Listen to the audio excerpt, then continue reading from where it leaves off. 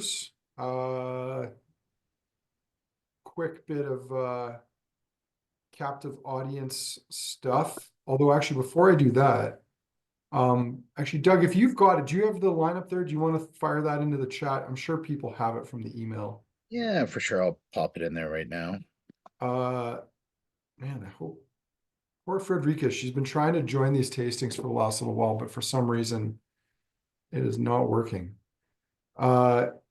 Anyway, as I said there, we've got some other events coming up. We launched a bunch of tastings, some of which have sold out, so I won't bore you with those. But there's an old malt cask tasting coming up with some 25th anniversary labels. That is poured and ready for pickup, getting close to sold out. The society tasting for January, virtual tasting kits for that are ready to roll as well. I'm going to skip over Octomore and Kilcairn. Don't be mad. They're gone. The Burns Bash, our in-store whiskey festival in celebration of Robbie Burns and, well, frankly, just drinking stuff, is coming up January 25th. What else have we got? Blinded by Bourbon, Evan and Harmony, and some AI, very blurry AI. So that tasting's coming up. Lost in Translation also almost sold out. We've got the Chichibu bottled for Alberta, as well as the Nika 90th anniversary bottlings, the 9 decades. So that'll be fun. And then Ardbeg is also sold out, so I'll skip over that. Another Bow Marathon also coming up in January. And then we've got some other new tastings we're going to roll out. We've got a Macallan 200th anniversary tasting. Not an official one, mind you, because we're going to put 2 Spey Malt Macallans in there just for fun to see how they stack up against the core 18 and some recent limited editions. We're also going to be putting in there the Macallan Time Space. I don't remember whatever it is. Yeah, it looks like, I don't know, if a black hole had like an evil anus. I think that's what it kind of looks like. It's like this rim of red, and it looks really strange. I was going to say Space Odyssey type thing. Like if Yeah, Apple was into whiskey or something like that, I wasn't I quite. don't. But why would they make something that looks like an orifice for a bottle? You know what I mean? Do you know the bottle I'm talking about? Oh, well, I know exactly. I don't know if an orifice is the first thing that came to mind immediately for me. Well, it's like a Macallan donut hole or a Macallan donut. Anyway, Okay. it's We're getting slightly less offensive now. So slightly less. It's a strange looking bottle. We'll leave it at that. And I'm surprised Angus hasn't jumped all over this one so far. We were brainstorming some tasting ideas for them. We won't use them because they're just not PC enough. But you have to be 18 years of age or older to watch this tasting on Facebook. So, yeah. Anyway, we'll keep from straying too far down that rabbit hole.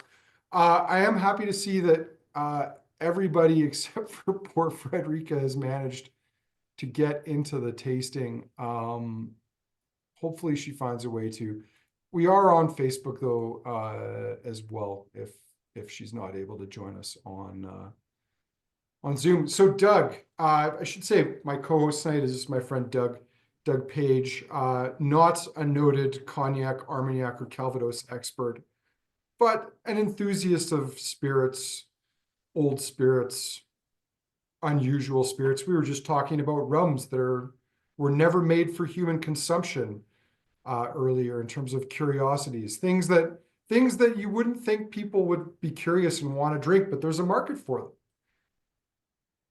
Yeah. I mean, every so often you just want to destroy your palate with some insanely high ester Jamaican rum. Yeah. As you Teach their do. own. Well, we're doing something a little different tonight. This is obviously a brandy tasting, all French brandies, Cognac, Armagnac, and Calvados. And this was a tasting range that we put together for the Rare and Old Whisky Weekend. It was a masterclass. It was hosted by Igor Kosov in Calgary. It was a big hit. Sadly, I missed it, and you did as well. I missed it in no small part because I was battling a brutal cold at the time, and I used that as an opportunity to go home and nap for a few hours during what was otherwise a very hectic weekend. But the tasting was extremely well received. And to help cover the costs of said tasting, we had to sell the rest of it as a virtual, and that's how this came about. But it's an awesome lineup. I've tried some of these on one-off basis over the years, but I've not tried them all, and certainly won't be able to answer every single question about Cognac, Armagnac, and Calvados, but I will try. And they're arranged in order, presumably by Evan, in the order that he felt they might drink the best. So we're going to start off with the Armagnac Sponge 45-year-old. So Armagnac Sponge is a label by Decadent Drinks. Some of you may be familiar with it because of the Whiskey Sponge range, or Equinox and Solstice, NAS Notable Age Statements, which we actually have a couple of in tonight's lineup. But they also bottle rum, Cognac, Armagnac, Calvados. I believe he's even done a Pinot de Charente, which is an unusual thing because it's neither a spirit nor a wine. It's this grape must fortified with brandy, and then I believe it's called a Mistel is the style of wine it is, which actually incidentally is one of those categories we're not really sure whether it qualifies for GST or not, but we're not going to worry about that tonight. That's a whole other subject. So here we go. This is the Armagnac Sponge 45-year-old. It's from 1977. So Doug, we're starting off with pre-Doug and Andrew Armagnac. That's pretty cool. Very. 45.2%. And what did they say about it? This excellent but super rare vintage, thanks to an unusually low harvest that year. So they got a wee bottling, blah, blah, blah. Perfect natural strength, bags of concentrated dark fruit honey. So Armagnac is Cognac's alter ego, is probably the easiest way to separate them. Where Cognac is double distilled in pot stills, alembic stills, Cognac or Armagnac is a single distillation, often in a column still. It tends to be a rougher spirit. It's an older spirit than Cognac, and tends to be more kind of rough and raw, and was also more associated with rural, more, I think, more blue collar farming communities further south in France. So it's a little different. It doesn't quite have the renown that Cognac does, but I've always been a fan of Armagnac. In fact, I would say I generally preferred Armagnac to Cognac because I found it had a robustness that was more comparable to single malt than Cognac, which I found to be a bit more perfumed and floral and not quite as rich and complex. And we're certainly starting off with something really dark, rich, and spicy. It's interesting that you say that there tends to be a bit more robustness with the Armagnacs when you're generally seeing them, I guess, through a column still, as opposed to in whiskey, we see generally the pot stills being a bit more flavor forward. Is that having to do with the terroir and some other things, or is there other things in play? I think it probably has more to do with the distillation. And when we talk column stills, I think we have this romantic idea of, yeah, it's not really comparable. They're a very special type of column still. It's not like a column still used to make grain whiskey in Scotland, to make that really clean base that you use in blends. So it's not creating as refined and pure a spirit. The other thing, and it seems like Chris or Sarah here may know a little bit about this too, I also don't think they distill it to quite as high a level of purity. I believe it's only distilled to somewhere in the 60s generally, or sometimes even lower.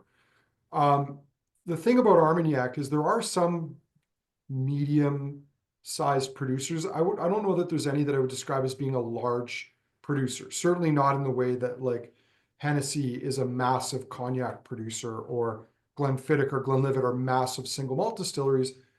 But they're a bit more rustic. They're a bit, less efficient, and so you're not getting, even though it's a column still, I think the effect is closer to a pot. It's not quite as much a level of purification or purity.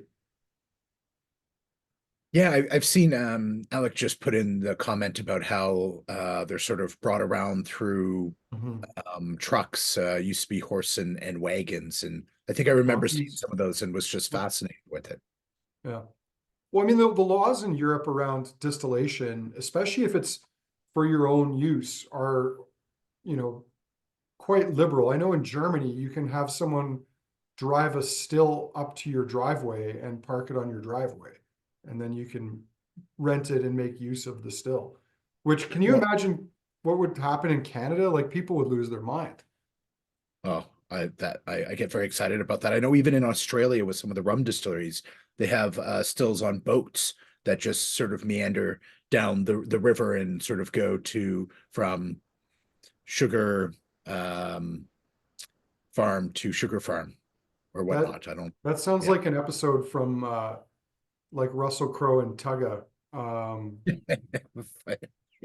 From South Park fame. From South Park fame.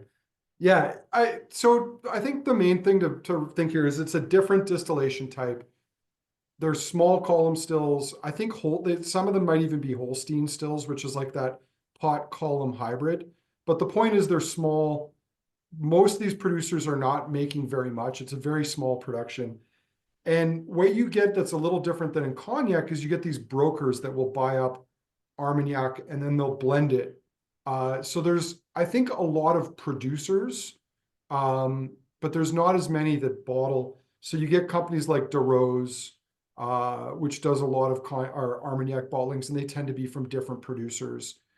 So yeah, it's almost like the brands are like independent bottlers sourcing from different distilleries and bottling them individually. Fascinating. Well, and I'm assuming because I mean we're dating back, hundreds and hundreds of years, long before sort of whiskey was properly distilled, at least in any real way. So I'm assuming back then they would have used some form of embellic still. Yeah, Um, yeah. I mean, because the alembic still was what you know the Muslims were using to distill perfumes. Certainly, the Spanish and the Dutch were probably the first to acquire them, as far as other Europeans. And at least in the case of cognac, the stills came from the Netherlands, and it might have even been Dutch merchants that were distilling in cognac. In the case of Armagnac and cognac, the history there only really goes back about 3 or 4 centuries proper, and it doesn't really take off as an industry until the 1800s. Armagnac's roots are much deeper. They go back, I believe, almost 700 years, but it's this more diffuse kind of local grower farmer operation as opposed to something that's ever become a big industry in the area. Interesting. This is really rich, very spicy. I mean, it is starting to see its age. With a lot of these, you make the assumption that they're going to be using probably French oak, which I think would explain, how dark and how rich this is, and that level of spice that's coming through. But here's Yeah, a it's question for you. Sorry, Doug. no, please.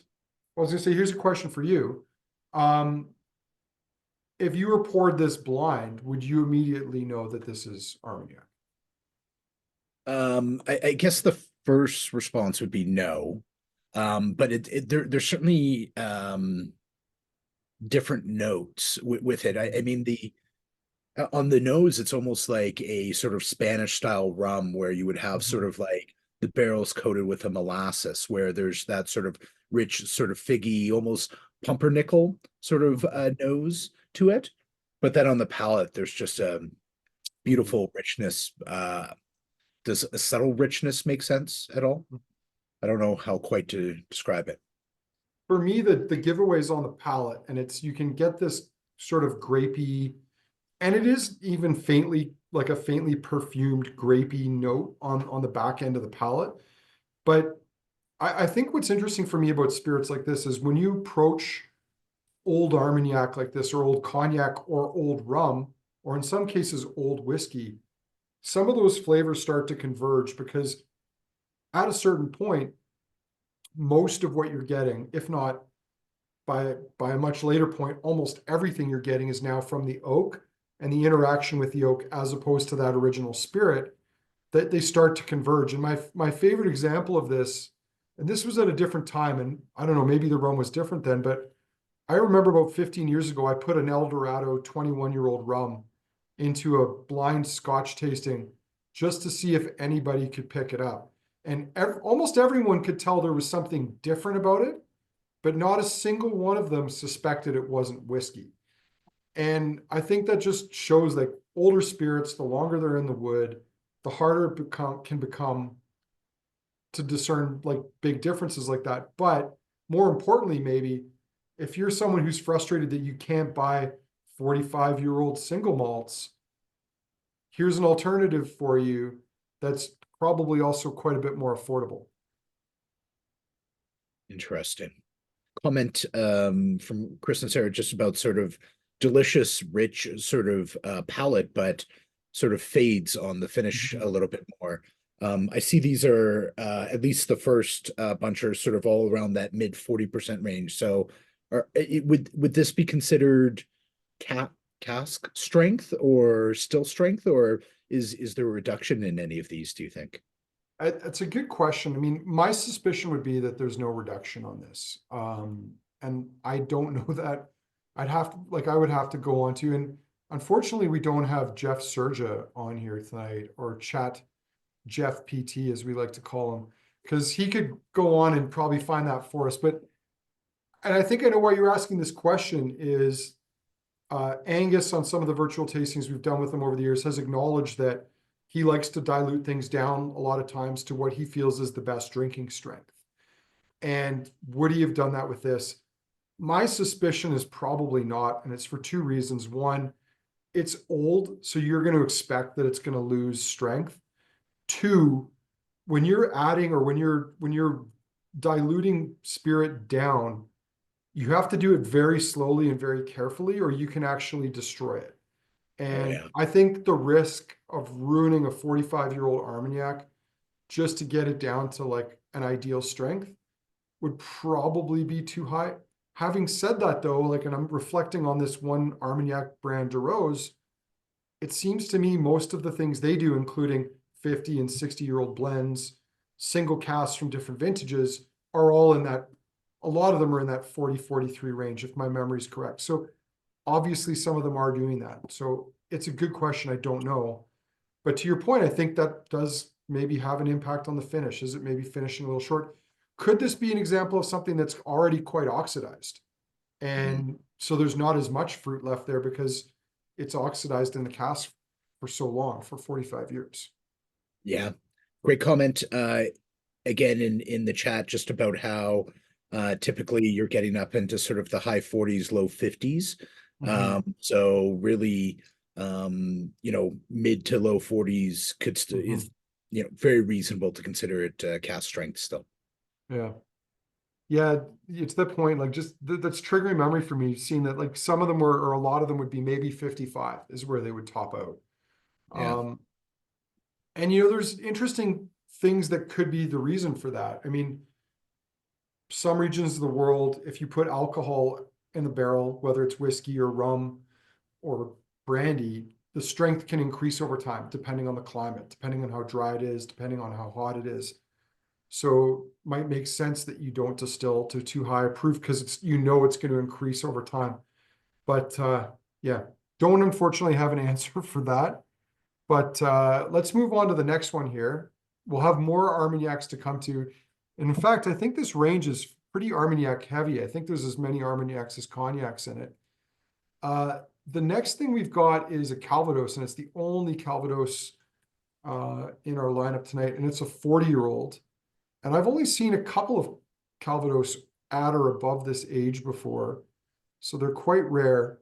And it's from Doug, you might know, is Asta Morris. It's an independent. Are they Italian or are they Belgian?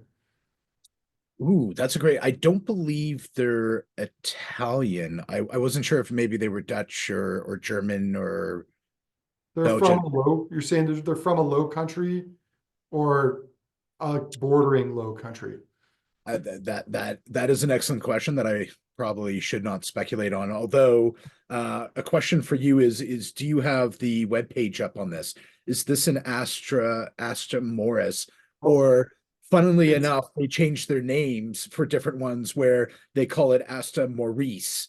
Uh, yes, so on the label it says Asta Maurice, yes. and for their rums they call it Rasta Morris. Yeah, which I mean, subtle. And I don't think I clued into this until I actually put the bottle in my hand one day. And I'm like, I thought it was Aston Morris. And then I was like, oh, wait, I get it. Oh, I see Um, what they did there. yeah, it's a clever little touch there. This is cool too, because this isn't a fairly traditional Calvados bottle. Um, they vary a little bit, but this is a generally I would say a fairly typical Calvados bottle. So another independent bottler, and yeah, Belgian indie bottler is in the notes here. Yes. Uh, and it's a 4-decade apple brandy. So Calvados, much like Cognac and Armagnac, is a regionally protected distillate. So you can only make it with apples in a certain part of France, and there's rules to be followed. Um, Cognac in particular, there's rules around the stills and how they're run. Uh, Calvados, I'll be honest, I don't have a ton of experience with because there's like cooking Calvados is mostly what you'll see here. There are American apple brandies, like I know Applejack is a thing. Uh, and I believe even Barton Distillery in Kentucky, I think they produce a massive amount of brandy for Hmm. American consumption. But Calvados has just never had the same sort of reputation or level of interest. There are a couple of very small, very well-respected producers. Um, but yeah, this is quite different. Right off the bat on the nose, it smells like a combination of rum and raisin pudding and applesauce. Yeah, it very much reminds me of my mother's old sort of Christmas cake that she would soak Oh. in sort of whatever was around where there's, some there's a little nuttiness, some very sort of, rich dried fruits. Again, a very sort of fresh doughiness that has an immense amount of depth.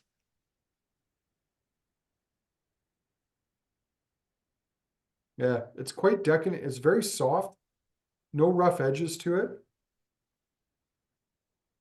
It's almost a clay note in there as well, Hmm. which I know some of the different regions, there's different levels of terroir that come into play on it. Mhm.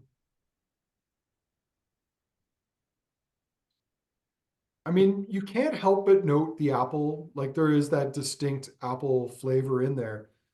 But I always worry, and I think with some Calvados I've had, especially the cheaper drinking Cal or like cooking Calvados, they tend to be very kind of overt and in your face. This is a little bit more subtle, a little bit toned down. Um, Very much reminiscent of like tarte tatin or like a really well-made apple crumble in the sense that the apple's there, it's a part of it, but it's not the only thing. Some nice sugar tones like brown sugar, cinnamon, ginger. Yeah, and Kevin noted sort of a little tannic on the finish, a little drying on sort of that mid to back palate, Yeah. a little bit, likely from the wood. Mhm. I have to Because I'm assume some, assuming, sorry. sorry, I was just going to say, I'm assuming they're putting it in relatively dead wood though, in order to get something as lovely as this after 40 years in cask, if it is in cask for that amount of time. Yeah, that's a good question. I'll be honest, I don't know the answer to that. I would expect that they probably are maturing it for that full length of time in cask. Uh, you know, if because this is just a single cask here, as opposed to say an XO, which I know that designation VSOP XO can be applied to Calvados as well as to Cognac. So I don't think that that's the case. I think if this is 40, it is 40, but probably they are reusing the casks.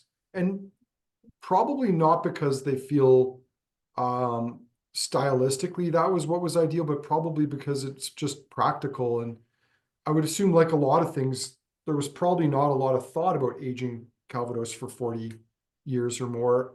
And it's something that's kind of happened by chance. I haven't seen a lot of old Calvados out there. There are a handful of producers that have it. I know that there's an importer in Alberta that was bringing in some for a while, but yeah, just the market for it is not big. If you can imagine, the market for Cognac and Armagnac, at least in my shop, is 1/50th that for whiskey. The market for Calvados is, a 20th the market for Cognac and Armagnac, or even less. It's a bit of a sideshow. But I think in places like France, regionally, it is, it's a specialty and it's something that's celebrated. When I was over in September, I had something really cool. Chartreuse is a liqueur that is quite famous, really popular in cocktails. I tried something I didn't even know existed, called VV EP, and it's very, very extra something chartreuse. And it was this barrel aged green chartreuse, and it was crazy. It was really cool to try it. But again, I don't think there's a lot of people making it, and there's probably not very much of it being made. But within the region, and certainly for people visiting, it's a specialty and something that people can enjoy when they're there. Yeah, I remember during the pandemic there was a bit of a brouhaha, if you will, over a huge shortage of chartreuse, just because some people were obviously experimenting quite a bit, enjoying it, and there's just so little of it made that doesn't take much to create some of these shortages. Well, when I was enjoying this one chartreuse, which tasted like a barrel aged cough syrup, would be the best way to describe it. Like whatever flavor green. Doug, you have children. Like a green NyQuil, barrel aged green NyQuil would be kind of the closest approximation I had for this. It was interesting. Would I drink a glass of it on a regular occasion? Probably not. Hmm. Um, but it was an interesting thing to try. We are going to transition now onto our first cognac. And I think one of the things that might be fun to point out about this, cognac is obviously a French distillate. It's the most famous of the three distillates, but the French don't drink very much of it. A lot of it, in fact, most of it is for export. And they actually consume far more whiskey, especially Scotch whiskey, than they do cognac, um, which is an interesting thing to Yeah, realize. if memory serves, the French on a per capita basis drink more whiskey than anybody else Yeah. in the world. And I believe it's the Indians on a total volume Yeah. basis that most whiskey, although whiskey is a fairly loose term in Yeah, India. you got to put a big footnote on that one. But Yes. yeah, things like Chivas Regal, which is owned by a French company, like they do a lot of that in cocktails, but then also young single malts are big over there.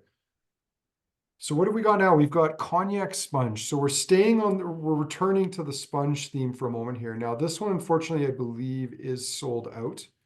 It is no more. This is a 1992 Grand Champagne cognac. So within cognac, there's a number of different regions.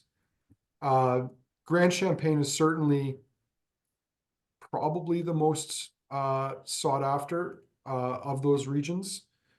Petite Champagne would be next. Uh, but what's interesting is we're starting to see more and more cognacs coming from other parts of that region, small producers. And I don't know, I think like a lot of things, it's more just Grand Champagne is the most prestigious, um, but it kind of spreads out from there geographically, the producers, and maybe the others can't charge quite as much for uh, their grapes if they're selling to a producer, or their spirit if they're distilling it. But as people get more interested in cognac, in particular from independent bottlers with these older ones, I'm not noticing that big a difference in price based on region. I think a lot of it has to do more with age Mm. and curiosity. So with this particular one here, it is, I believe, a 50-year-old. We'll do the math. Actually, this should be almost 60 years of age. Mm. Uh, it's from Vallein Tercinier, which I visited in September. A lovely little family-run business in Champagne. And I don't think they're telling us that much more about it. 45.2%. So Which Kevin pointed out is the same ABV as the last sponge, Armagnac. So there might be some uh, questions. yeah, it is an interesting coincidence if we choose to call it that. And certainly looking at the other ones to come, the NAS, they're all in that 45 point or like roughly 45 range. The other Terciniers I expect are actually barrel proof. Um, but let's see here. Whoa. Um, I went ahead and the nose is lovely. The palate, I can see why this one is sold out right now. This Mhm. is just absolutely delicious, I think.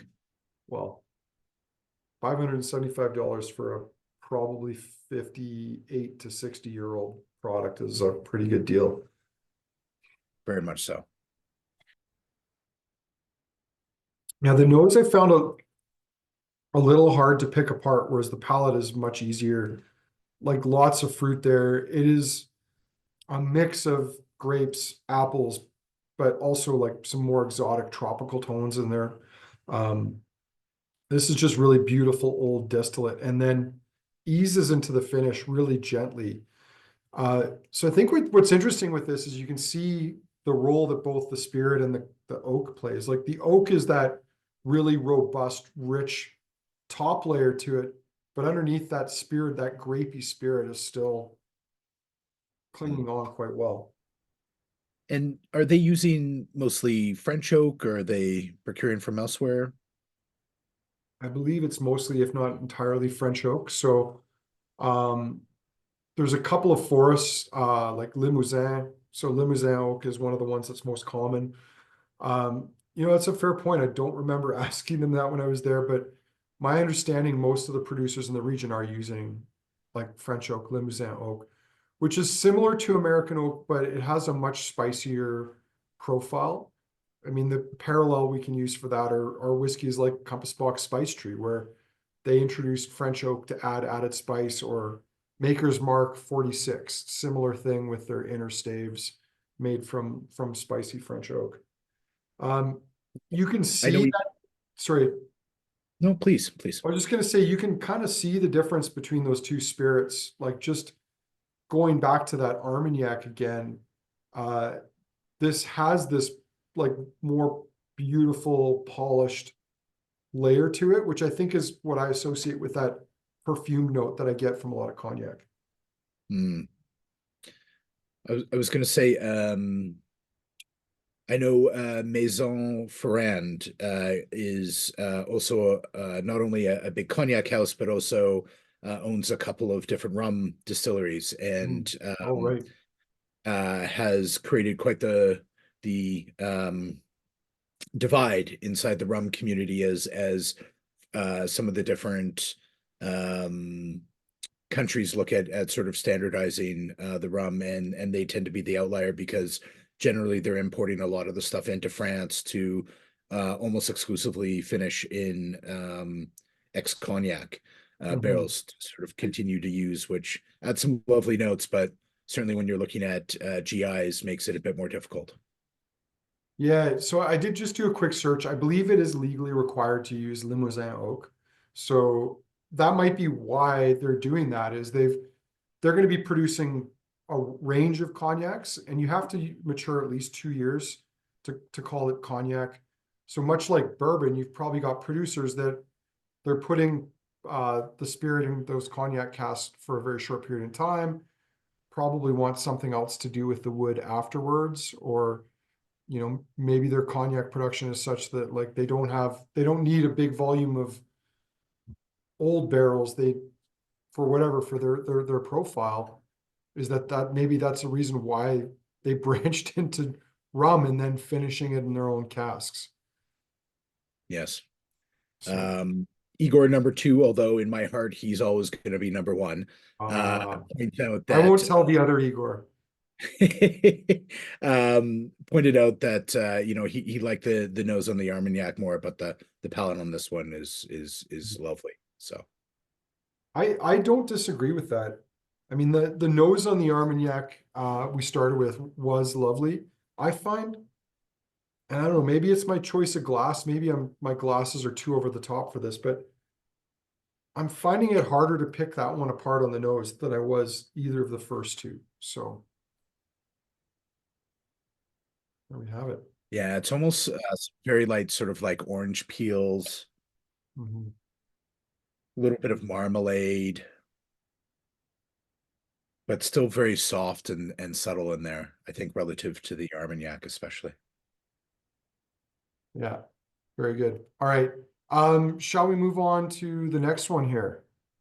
We're going back to Armagnac, which should make some people happy. Uh, we're gonna do the NAS. Is it 50 year first? Do I have the order right there? We have Or 50 is the first one, yes, and yeah. then the 50 after. All right. So the good news is we still have a little bit of stock of this one, not a lot. So this is from the Decadent Drinks Notable Age Statement range, which, as we all know, is a very uh, clever pun. Uh, this is from Grosse Perrin, 44.4% Chateau de Gaube. And yeah, sibling cask to their Armagnac Sponge edition number 2. So that was not the one we had. So we do not have that previous one in here. What do we think of this one? It's got a very different nose from that first one. That first one was very leathery, loads of tobacco. This dark baker's chocolate. This one is now much more elegant, softer, more subtle. There's a sort of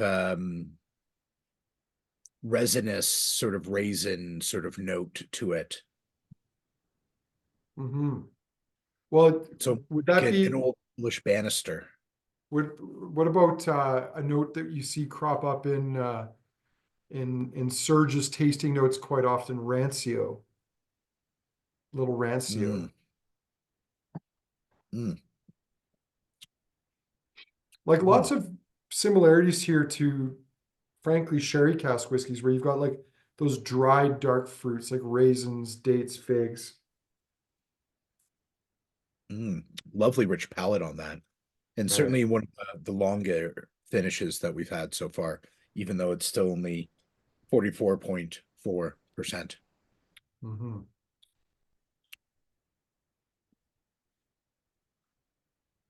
Mm, Yeah, very drinkable, very pretty, like very pretty. I mean, the interesting thing here, I mean, this might speak to some of the variation in producers in Armagnac, is if I tried this blind, I don't know, I'd be more tempted to think that this was a cognac rather than an Armagnac. It doesn't have those kind of more rustic, rougher, more earthy notes to it that I would typically associate with Armagnac. But that could also be that just my experience of Armagnac and the types of Armagnacs is so limited. I mean, as I said before, there were, at least for a time, hundreds of different small producers. Um, and certainly my experience with the producers we have here, this is not typical for me of an Armagnac. It's very, very soft. yeah, no, Kevin pointed out there was sort of an orange liqueur note, and the Mm. finish for me goes on quite a bit. It's quite mouth watering for me as Mhm. it goes on.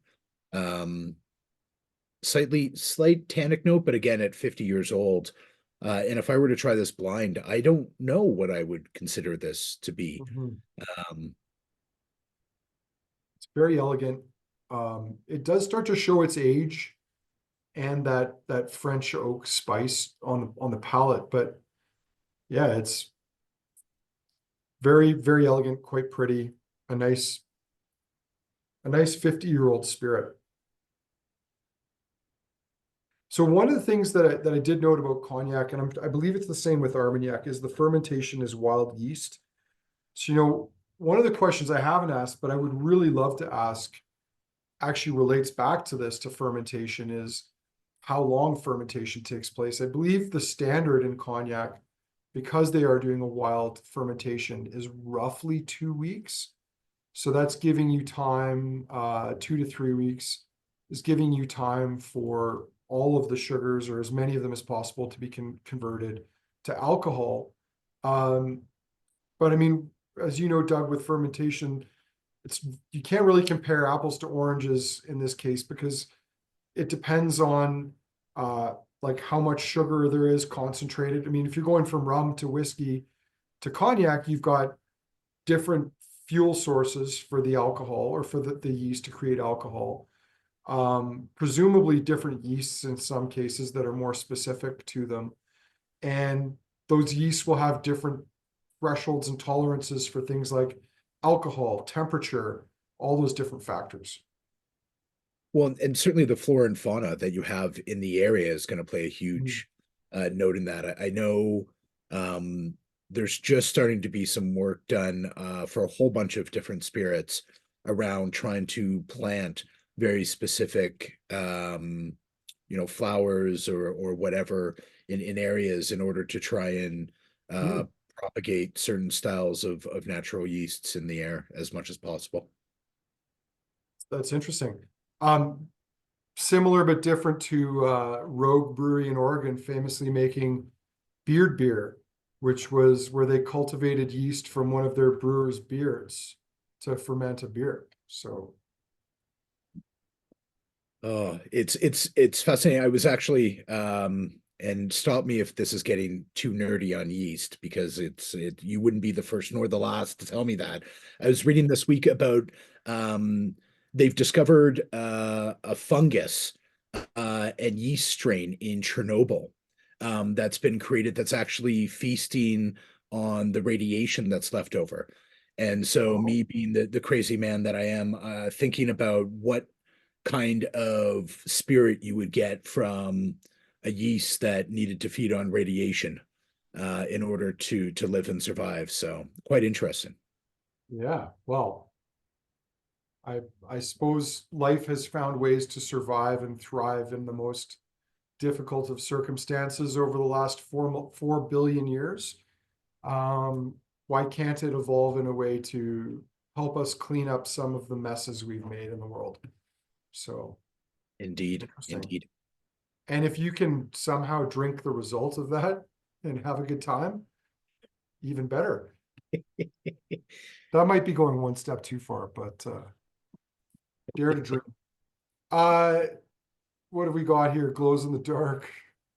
Uh, uh, poor Ukraine. Poor Chernobyl Ukraine. yeast is the greatest tasting note ever. I agree. Chernobyl, what? Chernobyl yeast as the greatest tasting note ever. Oh my God. One day. All right. We've got another Armagnac now, still from the notable age statement from Decadent Drinks. We've gotten some really cool, really good value older spirits from Decadent Drinks over the last year. So this one is Bass Armagnac from Chateau de Gaube, distilled 1963, bottled at 58 years of age.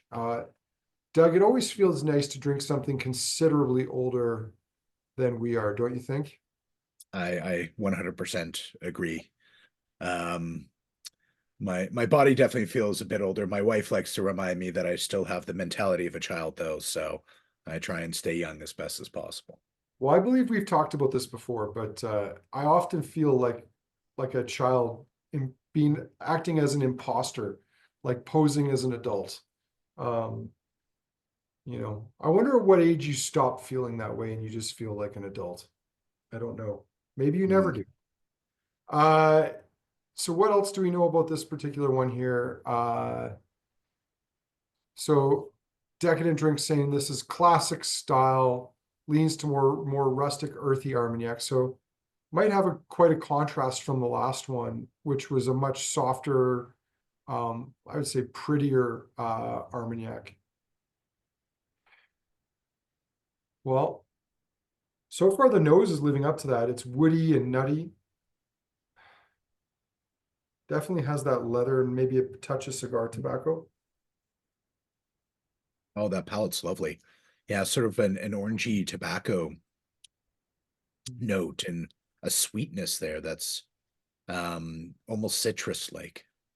Oh man, but there's so much going on here. Like, uh, I got like a burst of like potting soil in my mouth. Like it reminds me of like a really like verdant summer garden, like the soil. Like you've just turned over that like rich, loamy soil.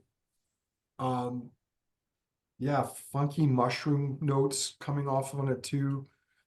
A little bit of petrichor. Oh, yeah, a little bit of petrichor. Yeah, classic Armagnac furniture polish. Mm. Mm. Yeah, it does. And Doug, I'm gonna add to petrichor Vellichor. I think that's got a little bit of Vellichor on this too. You know, maybe from maybe some old books from a dusty corner in the Sorbonne. Ooh, so fancy. Well, I Uh, was just thinking, like, what's an old university in France that they've presumably got an old library? Sorbonne, it is. I would assume so. Um, Not to be confused with the Vellicore from Compass Box, of course. No, but I mean that was where I borrowed the word from. So, but yeah, Indeed. it's a different kind of. But I mean, it reminds me. There is something on there that reminds me of like going to church and like the old hymn books. Like there's kind of. Yeah, no, I that's a great note. Sorry, I don't remember. Is this one still available in the shop? This is It absolutely is still beautiful. available. Yeah, 7.25 a bottle. Put the link in the chat here. I don't remember if I put the last one in. The last one we're nearly out of, but this one there's still a little bit of stock left. I think because we bought a couple of cases of this just because how often are you going to have 58-year-old Armagnac? The 50-year-old, I think we were only able to get 6 or 12, but this one we got a little bit more stock, and I'm glad we Oh, did. you might have posted the same link twice there. Was that on purpose? Mm. It most certainly was not. So I'll put the 58 back up there. Might be I've put Absolutely. that up 3 times now then. But anyway, there's the 58 for everyone who's curious. Yeah, it's interesting. I think if we were to compare those three Armagnacs, this is probably the second most rustic. I think the most rustic, the most traditional for me was that Armagnac sponge we started off with because it was so earthy, so leathery and nutty. And to me, that's how I've always seen like classic Armagnac. The second was like a little softer, more perfumed. In my opinion, slightly more the Gross brand, slightly more cognac-like, whereas this is sort of somewhere in the middle between the two. Hmm. But they're all lovely in their own right. Um, Oh, beautiful. time for some cognac again. So the next one we're going to is Sadly Gone.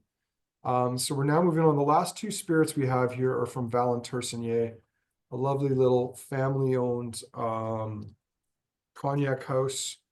Uh, and this particular one is from 1930. Now, we were chatting about this earlier today, Doug. Despite the fact this is from 1930, it hasn't spent its entire life in oak. It spent a lot of its life in oak, um, about 65 years. But what ends up happening with a lot of these is they get to a point where they're just not going to get better if you leave them in the cask to mature.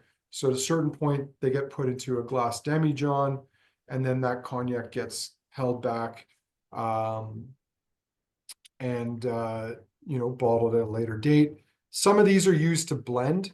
So you might be blending small amounts of older cognac with younger ones to create a distinct profile. I've been in the cellars of a number of cognac houses where they have cognacs and demijohns that go back to the like I think there's some that even go back to the Napoleonic era, but certainly there's many that go back to the to the mid 1800s. And, by putting them in those glass bottles, well, I think as we know, it doesn't completely stop the maturation, but it slows it down enormously and allows them to preserve it. So in this case, the cognac was taken out of wood in 1995.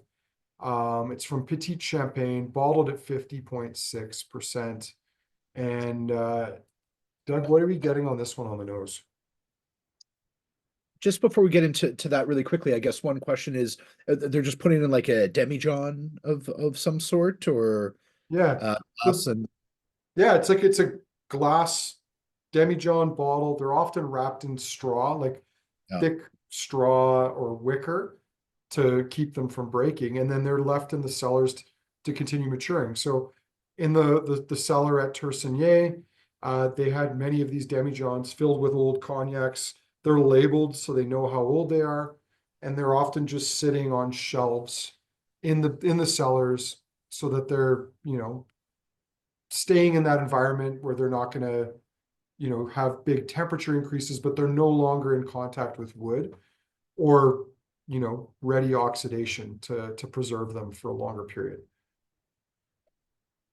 Yeah, some lovely, lovely old sort of decaying wood notes is So it looks before like we're gonna have to comes. call him Kevin GPT has Yes. already put a photo up of some wicker wrapped demijohns in a cellar. Thanks for that, Kevin. This is interesting. It's got some nice fruit tones to it, like not just from the grape, but also like some of those more exotic distillate, oxidative fruit notes, the tropical notes.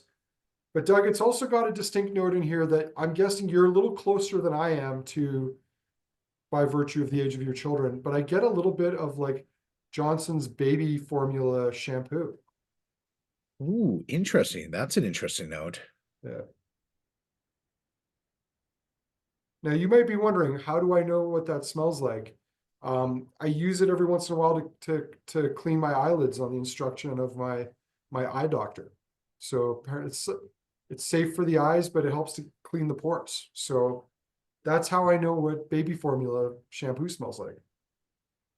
Um, I'm both intrigued and a little scared all at the same time Well, on that. you know, What other skincare routines do you have in there that you well, often well, taste Doug, in? as an aging man and middle age, which is kind of a shocking thing to realize, you can get styes, you can get pores blocked in your eyes, and one of the ways to prevent that is to keep those pores on your eyelids clean. And the safest, one of the easiest ways to do that is with baby shampoo.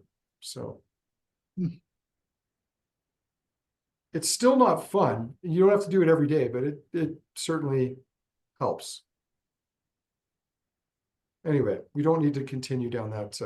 It's just that every time I do a tasting, I peel back another layer of the onion that is Andrew Ferguson, it seems. So There's a lot of layers left.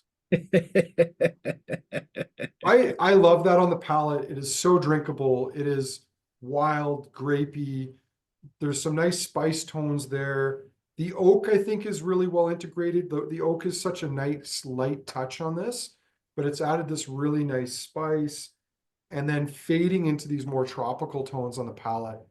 I mean, I think for me, and certainly Igor from Heads and Tails, by bringing in these Terciniers, has really opened my eyes to them. Uh, I've liked certain cognacs over the last little while, but I didn't really start to love cognac until I started trying some of these Tercinier cognacs. And I think it's something to do with their profile. And their profile is not that overly perfumed style that a lot of the bigger cognac brands have. It is a richer, earthier, rounder, more complex profile. And this is just a great example of it.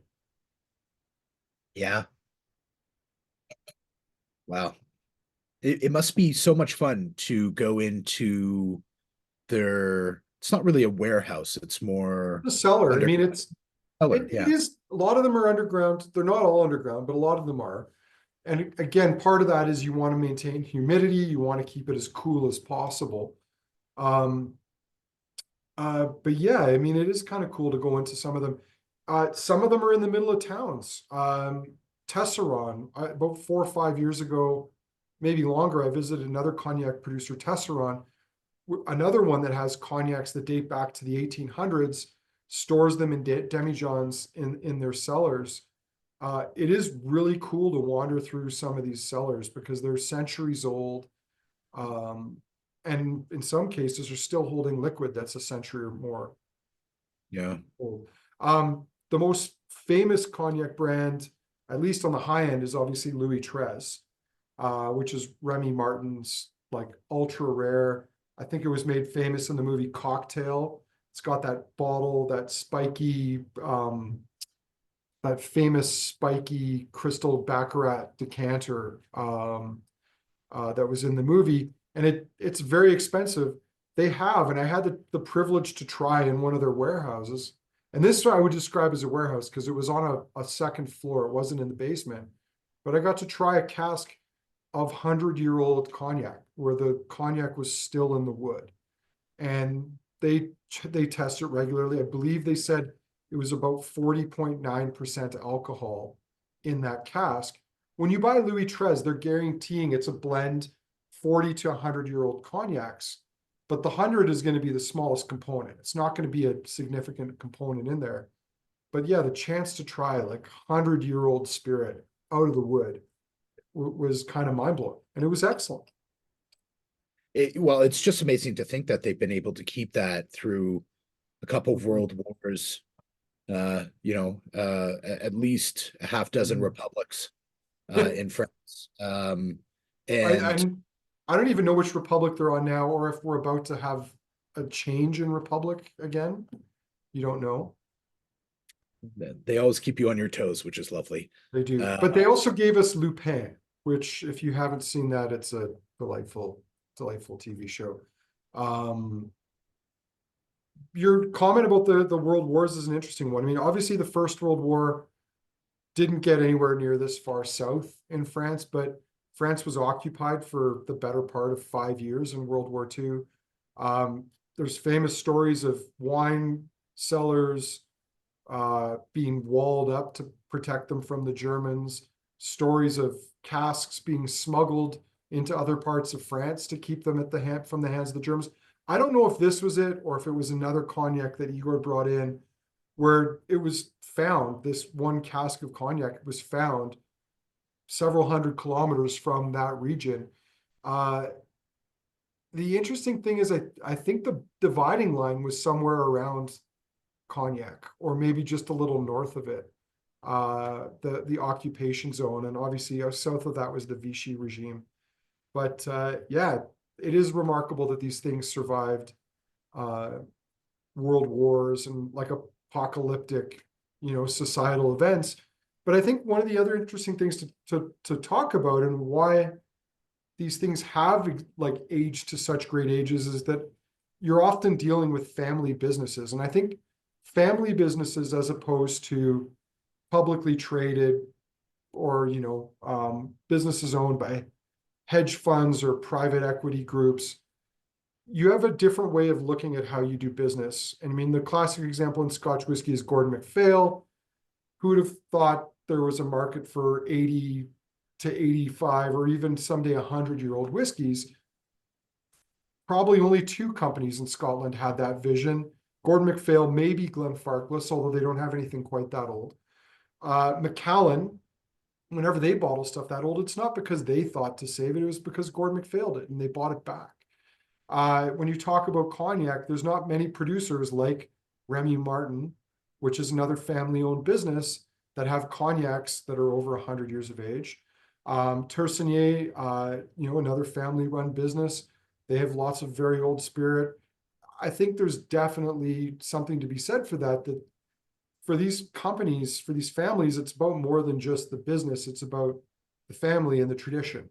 And those two things get tied together and get passed down from generation to generation. And that's a really fascinating thing to look at from my perspective, because you can see the companies that are worried about how they're going to meet their targets for the year and get their bonuses. And then you can see the companies that they're not being driven by those motives. Their motives are different. And I think the cognac industry, and probably the Armagnac one as well, to a certain extent, tells that story. Super fascinating. I love it. All right. We've got one left to go. And this is a cask selected and bottled by Igor for the Canadian market. I believe the connection here is this is his birth year. So we're on to a 1958 vintage cognac. Yeah. Still from Tercinier. I like the new Tercinier packaging, but I have to say, I think I prefer the old Tercinier packaging, and that's what Igor's cognac has been bottled in. Kensington did one. We're not quite as old as and esteemed as Igor. We're only from 1992. But there is the cognac and bottle in a box, and it comes in a nice wooden box, 48.4%. This one has not been reviewed by Angus or Serge yet, but a sister cask to this particular one got a very big score from those guys. Doug, you're looking for something in a. I was actually just thinking about the first old cognac that I think I ever had was from your 25th anniversary that I still have a little bit left over for, and literally just moved it the other day. The Chateau Montifaux. Yeah. And again, another family-owned business, not quite as old as some of the others, but Yeah. I mean, that in itself is an interesting story. Like when they bottle, and this in the case of Montifaux, 50-year-old cognac. So they're, rather than Tercinier, which bottles a lot of single casks to highlight individual cognacs at the age they are at the time of bottling, Montifaux instead does the traditional VS, VSOP, and XO. What's interesting about that brand, and I love talking about them, even though they're not my style, they're a bit more on that fruity, perfumed style of cognac than Tercinier's like darker, earthier, richer profile. But one of the things I love about their brand is they don't go by the bare minimums. So the bare minimum for an XO cognac is 10 years. So legally now, if you're going to call it an XO, everything has to be 10 years. I think it used to be worse. I think it could be an average of 10 years. So you could have younger and older, but now it's at least 10 years. In the case of Montifaux, their XO is 25 to 30 years of age, so considerably older. And then they also produce the 50-year-old. And their 50-year-old cognac is, I believe, about $250, $260. It is without question the most reasonably priced 50-year-old anything you are ever going to find. And I don't know how they keep the price where it is, how they're able to keep producing it. Maybe people and no one's buying it. I don't know, but it's crazy to think that they're able to keep doing it and continue to offer it at such a reasonable price. Well, it feels like we're in such a lovely era right now for Armagnac and Cognac and the little bit of Calvados that we do get from an age statement perspective, from just being able to find values, especially when people go out hunting for their birth years or some of these other things. So I just noticed that Igor has been following us on Facebook, and there's lots of comments there. Apparently I got it wrong. He's not a 1958. He's a 1962. He just bottled this 1958 because it was beautiful. So no selfish motives involved there. I would have totally gone for my year rather than the best possible cognac, but I'm guessing he bottled this one because he thought it was excellent. So that's why we have it. Doug, we haven't talked about the taste of this one yet.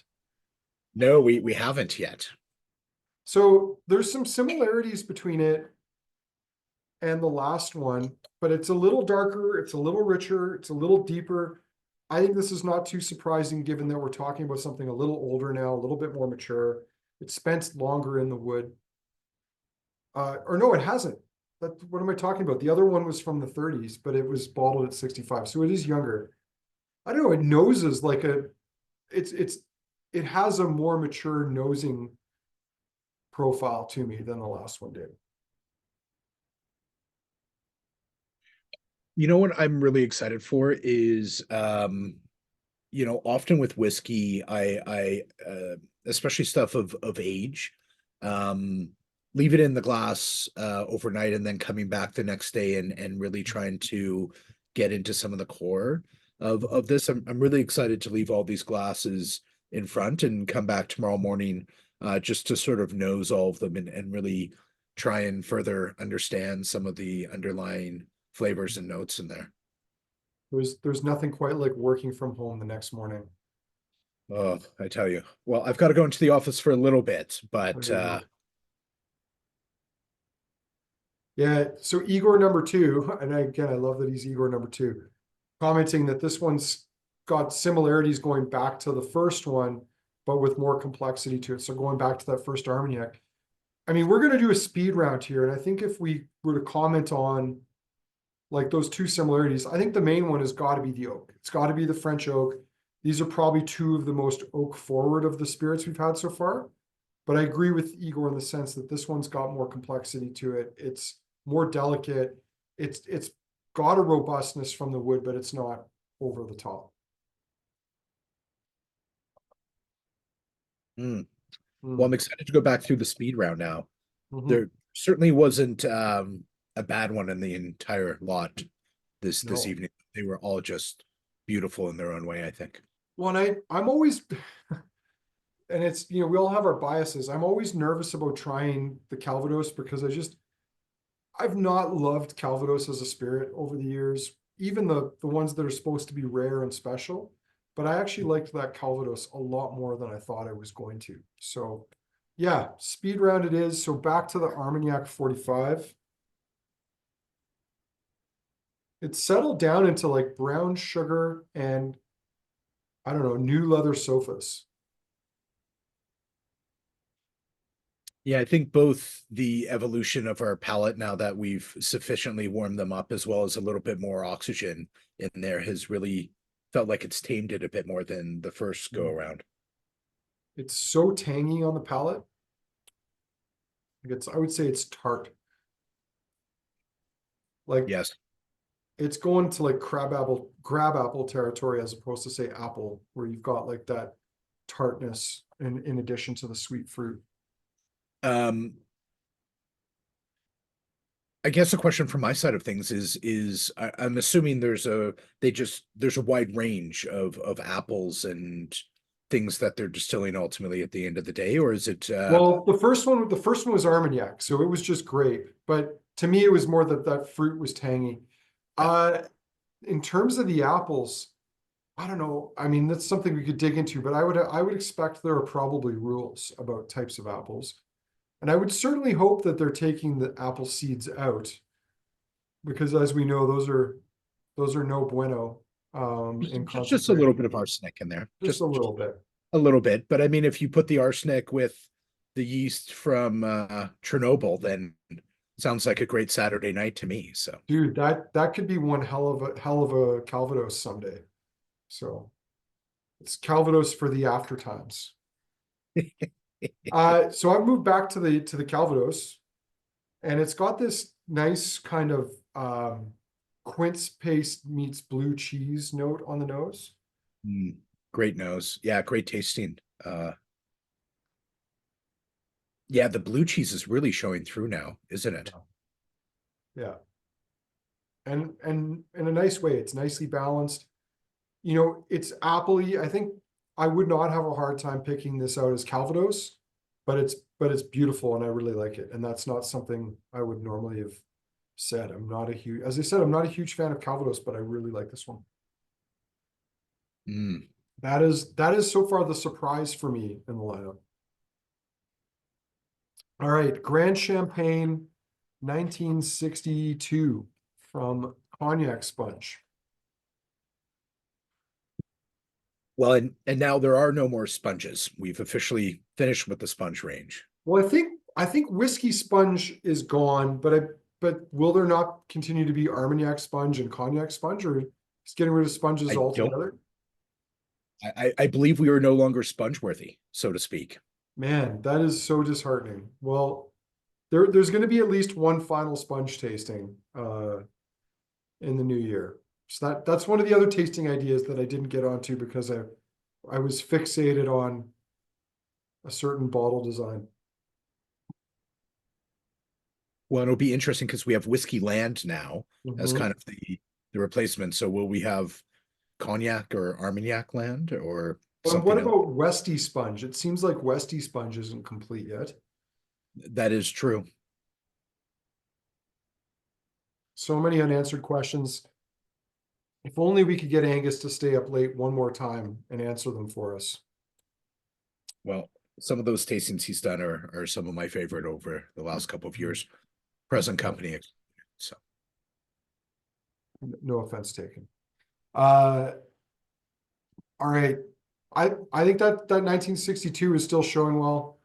I guess I don't want to pay it too much heed because it's gone. So, but yeah, it was pretty, it was elegant. Let's do the Armagnac 50-year-old.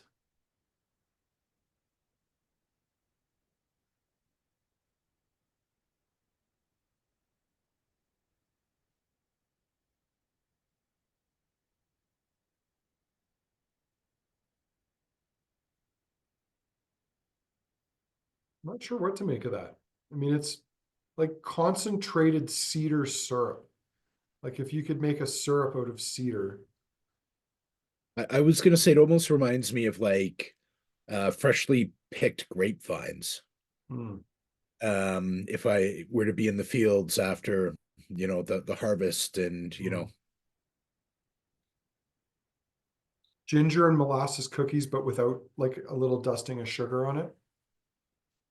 mm, Yeah, it's quite earthy, straying a little bit into leather and tobacco. I think it's earthier than the last time we went through it. Like the last time it was, I still think it's more cognac-like than Armagnac-like to me profile-wise, but it's pretty. mm. Yeah, and I still think it shows there's a lovely richness considering the 44.4. Chris and Sarah, Chris and Sarah throwing down the gauntlet on Calvados. Calvados makers blend many different types of apples. It's shockingly unregulated for France. I mean, that is I love that turn of phrase. Shockingly unregulated for France.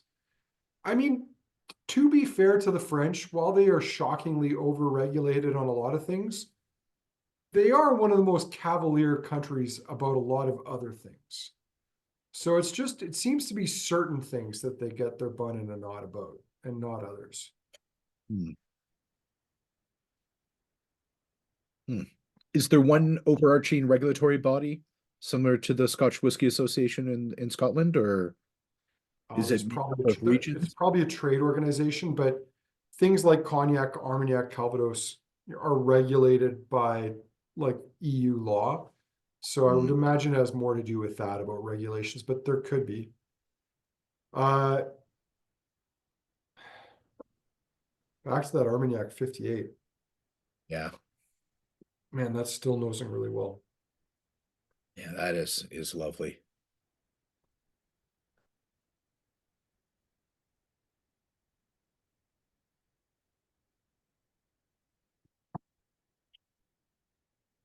The palate on that is still very lively for its age. Going a Hmm. little bit tropical, but man, there's some really big, like tangy, like licorice, you know, nutmeg, cinnamon. I'm trying to think of what it is. There's a flavor on here. I mean, it's very molassesy as well, kind of like the last one, like this concentrated dark molasses.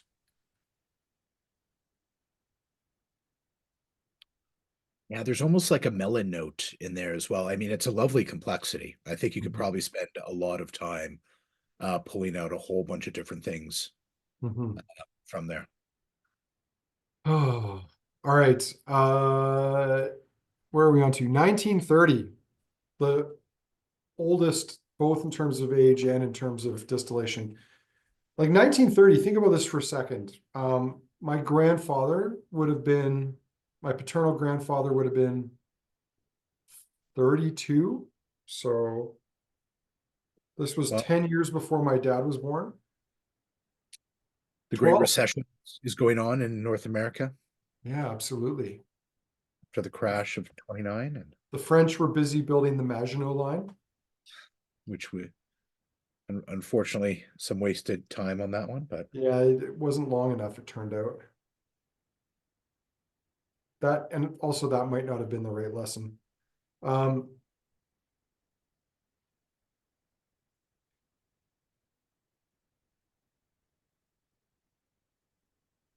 it's pretty. Um, I don't think it's my favorite in the lineup, partly because I think it feels like it's sort of lost a little bit of its vibrance, and maybe that's the downside of leaving them for a long time in the demijohns. It's very good, but yeah, I don't think that's going to be a contender for my favorite.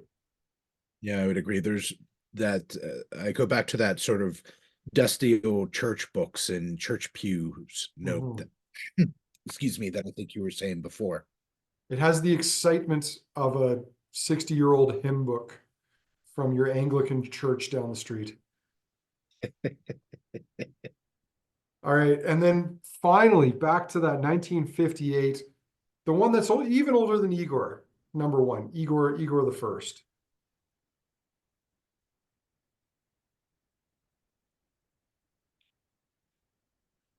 Yeah, that's lovely. I quite like that one. Yeah, that is quite lovely. Um, I'm a little bit scared though. I'm not gonna lie. Usually going back through the second time gives me clarity in terms of what my top two or three are going to be when you throw up your poll. Speak Which I of the just devil. did. Well, the good Uh, news, Doug, is that you can flail a little bit for the next couple minutes while the poll starts to run. I'm going to put I think I'm confident. I know what my top three are. What I'm not so confident about is the order I want to put them in. So have you narrowed it down to your top three? I think so. I think so. So I think my top three, and again, it could change tomorrow. In no particular order, was the NAS 50. I really enjoyed. I thought that was beautiful. Um, I think that last the 58 Mhm. Vallein Tercinier, yeah. and maybe the 58 Armagnac. Maybe. Oh, I'm starting to get hazy already on this. What about But I'm starting yourself? to get the impression you might be an Armagnac man as opposed to a Cognac man.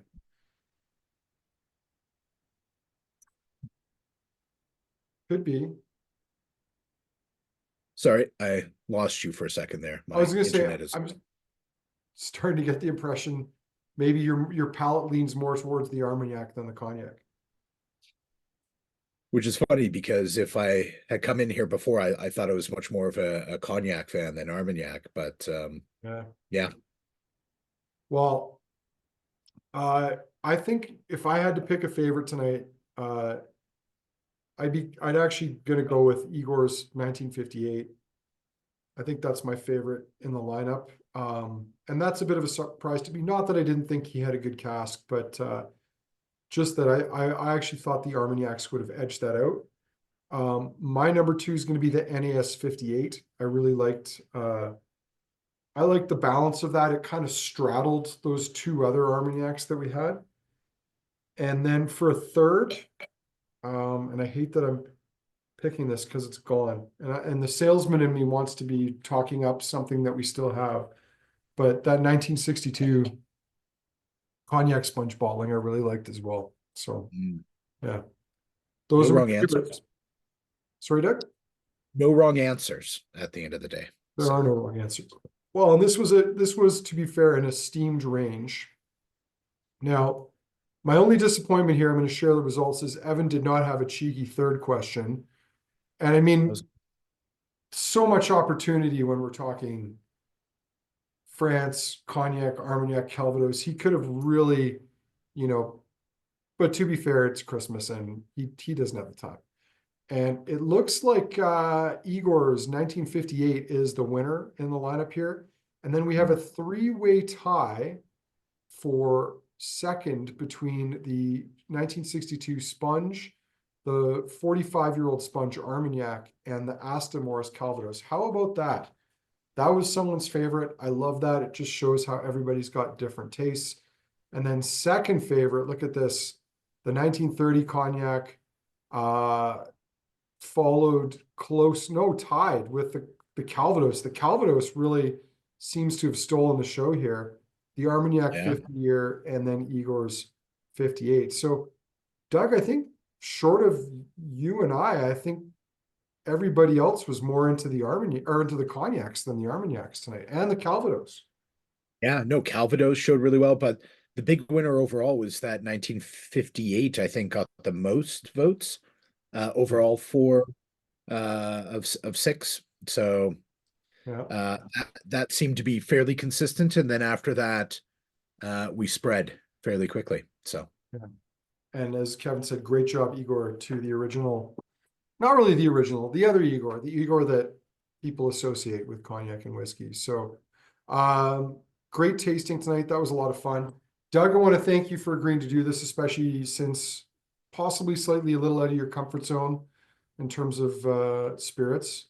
And to be fair, not even one of my strongest suits either, but a very enjoyable tasting.